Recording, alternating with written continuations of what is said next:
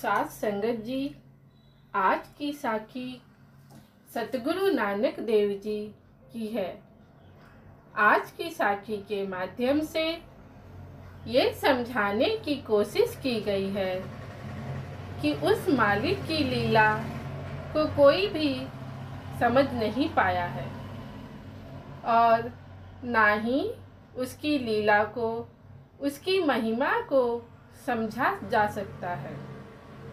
वो तो केवल संत महात्मा ही हैं जो उसके गुणों का विस्तार करते हैं, उसके बारे में बताने की कोशिश करते हैं कि वो कैसे कैसे खेल रचता है। आज की ये साखी लड़की से लड़का बनने की है, तो आइए बड़े ही प्रेम और प्यार के साथ आज की ये प्रसंग श्रवण करते हैं। नारी से जो पुरुष करावे, पुरखन ते जो नारी। परमात्मा स्त्री से पुरुष और पुरुष से स्त्री बना देता है। द्रौपद राजे के घर एक कन्या पैदा हुई, परंतु राजे ने उसको पुत्र समझकर पाला, तो उसका नाम शिखंडी रखा। कुछ समय के बाद जिस समय बड़ा हुआ तो उसके लिए नाता आ गया। राजे द्रौपद ने रिश्ता नहीं मोड़ा, पुत्र करके शिखंडी का विवाह कर दिया।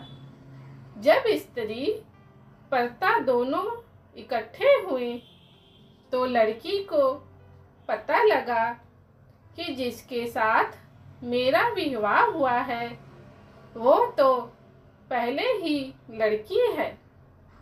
उसने अपने माँ बाप को आकर कहा कि जिसको तुमने लड़का समझकर मेरा विवाह किया है वो लड़का नहीं, लड़की है। उस समय लड़की के पिता ने अपने जवाई शिखंडी के सिर काटने की योजना बनाई। जिस वेले मारने को आया तो शिखंडी दौड़कर कुबेर के बाग में छिप गया। शिखंडी ने बागवान को अपना सारा हाल सुनाया। बागवान को दया आई तो बागवान ने अपना पुरुष स्वरूप शिखंडी को दे दिया, तो उसका नारी स्वरूप आप ले लिया। शिखंडी अपने घर आकर अपनी सुपत्नी को बुलाकर ससुर की प्रसन्नता के साथ रहने लग गया। जिस समय कुबेर सैर करने के लिए बगीचे में आया तो माली आगे से नहीं उठा। कुबेर ने पूछा, आज क्या बात है? आगे तो हर रोज उठते थे, आज नहीं उठे। उस समय मालिक ने अपना सारा वृत्तांत सुनाया कि मैं आज स्त्री रूप हो गया हूँ। कुबेर ने कहा, ठीक, फिर तुम स्त्री बने रहो और शिखंडी पुरुष बना रहे, तो इसमें तेरा परोपकार है। देखो, शिखंडी तो नारी से पुरुष हो गया, तो बागवान पुरुष से नारी हो गया। इस प्रकार एक साखी श्री गुरु नानक देव जी की आती है। जिस समय भूमिया चोर चोरी छोड़कर एक महात्मा बन गया था, लोग श्री गुरु नानक देव जी का सच्चा सुच्चा सिख समझकर इसका पूजन भी करते थे, तो इससे उपदेश भी सुना करते। जिस राजे के घर वो चोरी करके धन पदार्थ लूटपाट करके छोड़ आया था, उसने सच्चा नेमी जानकर अपना वजीर बनाया था। सारी साखी आप जी पहले ही श्रवण कर चुके हो। इस राजे के संतान नहीं थी। राजे ने भाई भूमिया को संगत समेत अरदास करवाई कि मेरे घर लड़का पैदा हो जाए, क्योंकि उस समय लड़कियों को बराबर के हक नहीं दिए जाते थे। लोग वितकरा करते थे। इसलिए उसने पुत्र होने की अरदास करवाई। थोड़े समय के बाद पुत्र की जगह पुत्री पैदा हो गई, लेकिन राजे ने सिदक नहीं हारा। उसने पुत्र समझकर ही खुशियां मनाई, तो नाम भी शहजादे वाला रखा। तो उसको वस्त्र मर्दों वाले ही शुरू से पहनाते गए। जब वो बच्चा जवान हुआ तो किसी दूसरे राजे की लड़की के साथ इसकी सगाई हो गई। थोड़े समय के बाद बारात चढ़ी। उधर दूसरी तरफ किसी चुगलखोर ने चुगली कर दी कि तुम अपनी बेटी राजे के शहजादे के साथ नहीं, बल्कि शहजादी के साथ विवाह करने का अनर्थ कर रहा है।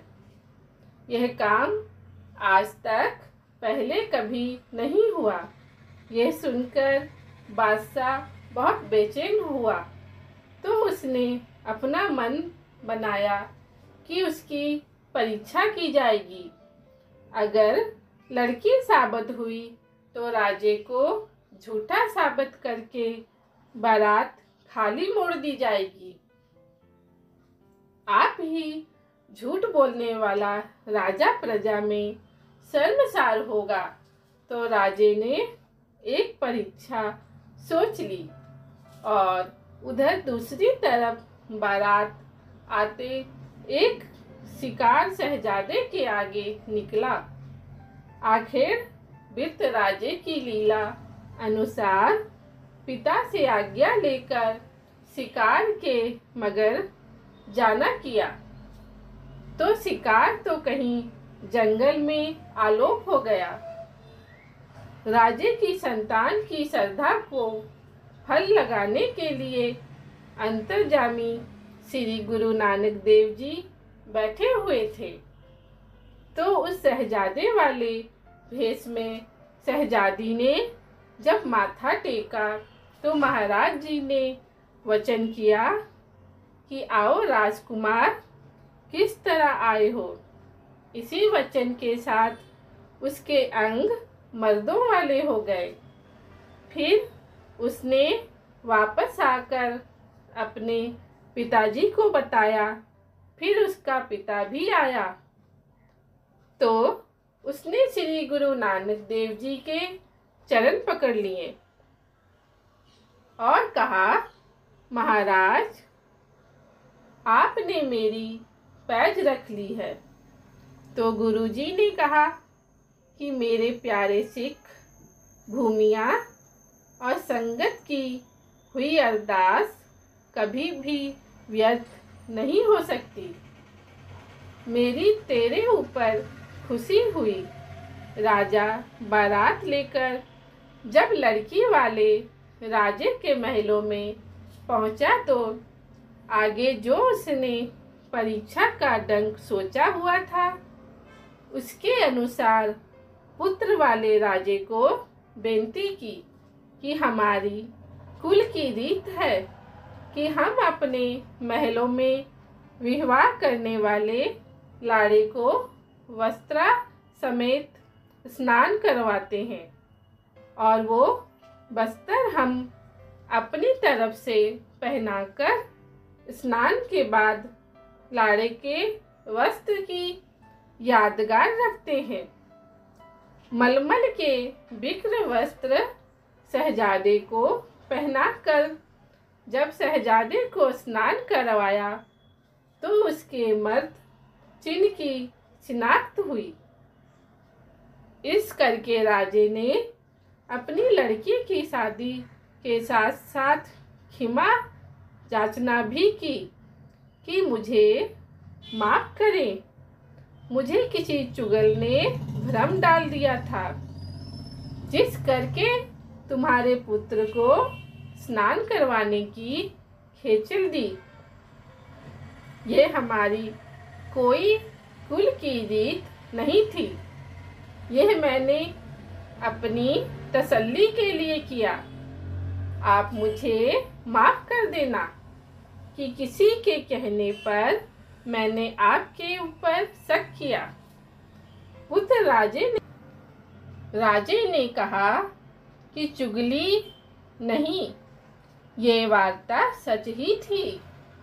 पर ये सब कुछ जगत श्री गुरु नानक देव जी की कृपा से 16 वर्ष शहजादी रहकर तो एक क्षण में ही श्री गुरु नानक देव जी ने इसको शहजादा बना दिया। यह गुरु और गुरु जी की संगत की कृपा से ऐसा हुआ है। फिर वो राजा भी परिवार समेत गुरु जी का सिख हो गया।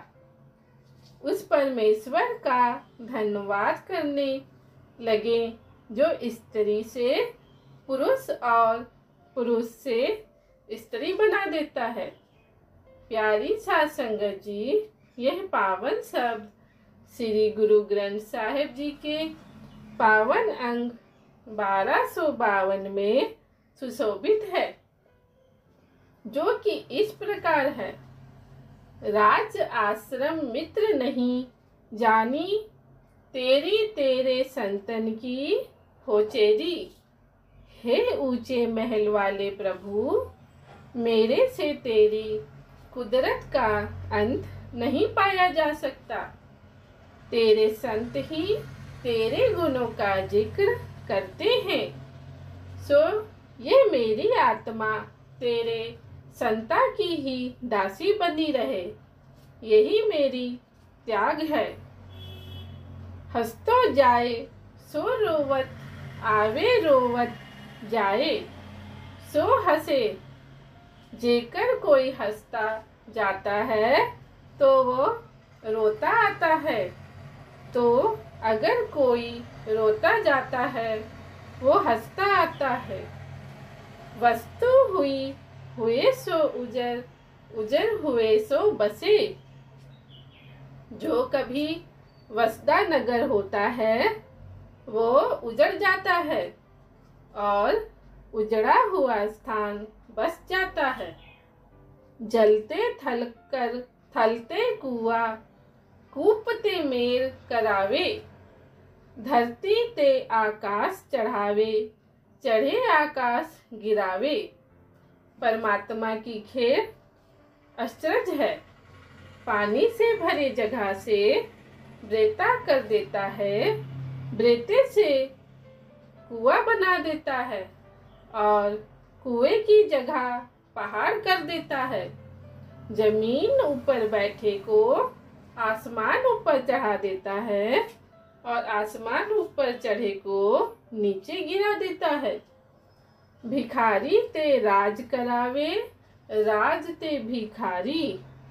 खल मूर्ख ते पंडित करे, वो पंडित ते मुगतारी। मंगते को राजा बनाकर उससे राज करवाता है, राजे से मंगता बना देता है।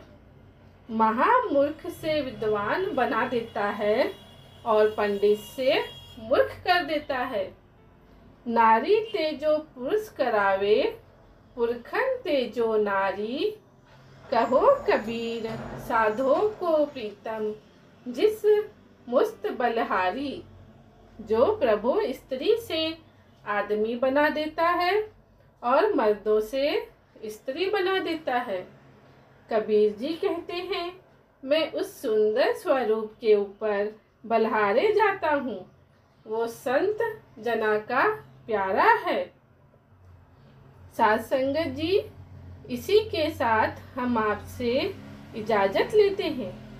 अगर आपको ये साखी अच्छी लगी हो तो इसे ज़रूर शेयर करें। धन्यवाद।